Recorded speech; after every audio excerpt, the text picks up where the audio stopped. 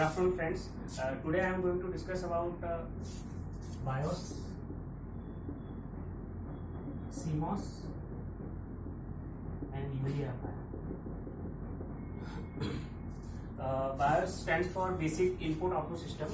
It is nothing but it's an inbuilt program which comes with the manufacturer's motherboard, and that is loaded. That program is loaded onto the BIOS chip onto the motherboard.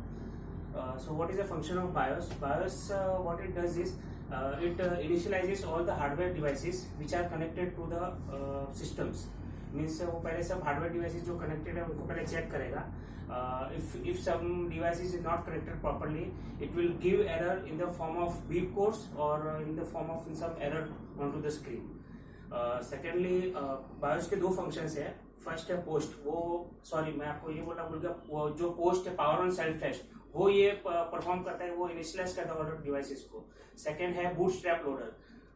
What the bootstrap loader does is bootstrap loader checks for the available operating systems onto the bootable devices. पहले वो operating system check करेगा available जो भी operating system है onto the bootable device. फिर वो operating system को hard disk से लेके रैम में लोड करेगा. So what the bootstrap loader program does is it loads the operating system from the hard disk to the RAM, random access memory. उसके बाद आता है CMOS. CMOS stands for complementary metal oxide semiconductor. What it does is it's a volatile memory. Volatile means हम अगर कोई system अगर power of कर देते हैं तो उसमें से जो डेटा है वो इरेज हो जाता है. नॉन वोलेटाइल इज अगर हम कोई सिस्टम ऑफ करते हैं तो उसमें डेटा एज इट इज रह जाता है. तो जो बायोस चिप रहता है that is BIOS is a non volatile chip. तो उसमें कोई भी हम सेटिंग्स कोई भी प्रोग्राम लोड करके रखते हैं तो वो वैसा का वैसे सेटिंग्स रहता है अगर हम सिस्टम ऑफ करते हैं तो. सो CMOS is a volatile chip which is used to store the BIOS settings.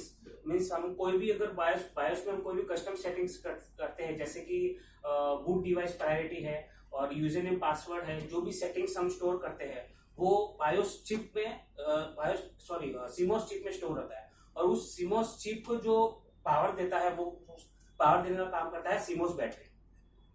CMOS battery अगर हमने निकाल दिया तो उसको CMOS चिप को वो पावर देना बंद कर देगा. तो सारे जो सेटिंग्स है BIOS के वो वैनिश हो जाएंगे. तो जैसे ही हम CMOS बैटरी निकालेंगे BIOS के सब सेटिंग्स सब रिसेट हो जाएंगे और वो फैक्ट्री सेटिंग्स में आ जाएगा.